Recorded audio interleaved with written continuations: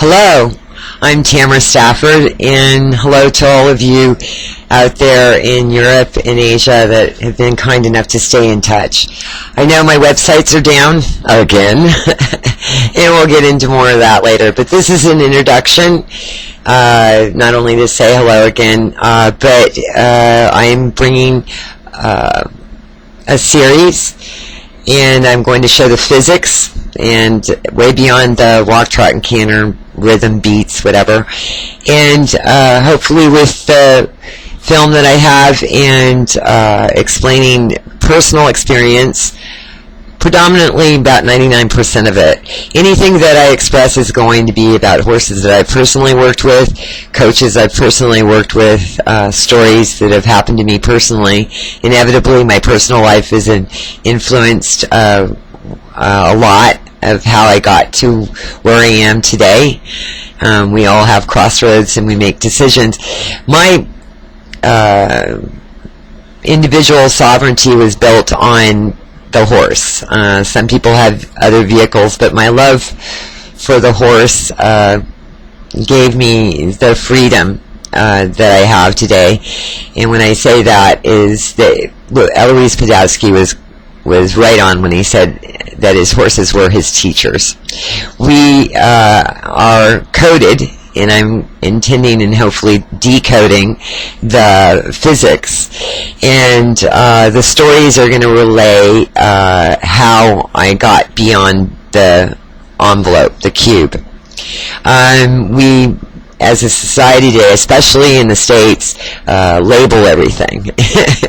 And I'm going to take off the labels and hopefully the esoteric labels like, oh, that person's talented. We're all talented. And I'm going to go into the spine, the chakra, the new science in physics that we have coming along all the way through the string theories and the new technologies, the new cameras. There's one specifically coming out of the Netherlands and Russia that is really incredible. And that these technologies for a very small group are being used on racehorses and sport horses.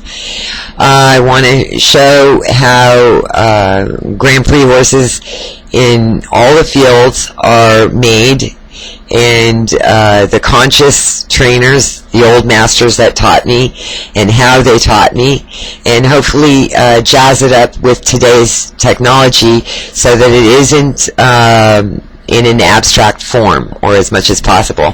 That's why I called, even before I understood why I called it that, Hyperspace Equine. I learned a lot of this, and I'll be making analogies and allegories and metaphors, a lot of metaphors for those out there that don't get to ride 8-9 hours a day for 30 years and the like, so that you can relate it to your own lives and your own experiences better. I've noticed that in teaching children and adults, age-appropriate metaphors really work. I'm going to go into the Schumann resonance and sound waves and all those cell phones we carry around and their influences on animals. I'm going to go into things, opinions that some people won't like, but that's okay, because it doesn't really matter. The proof is in the pudding. You take the science out of it when you can become consistent, and there isn't any magic how you got there. It was physics and heart and love. Basically everything that money can't buy.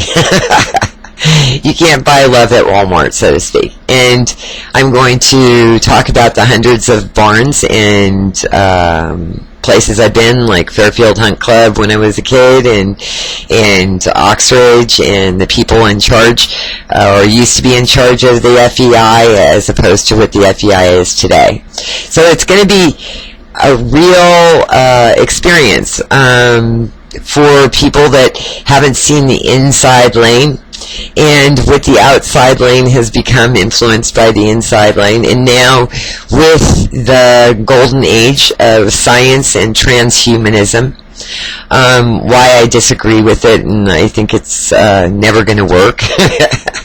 It's wonderful science. I love science, don't get me wrong. In music, I broke it down, and this is probably where I got it from. I was a why person. Why heels down, why this, why that. And I want to bring that out for people to take the mystery out of what a pelham does and a snaffle does, and why we need the poles of our horses opened up, and that even horses have pineal glands and what they're for and what science is talking about. Hope to see ya.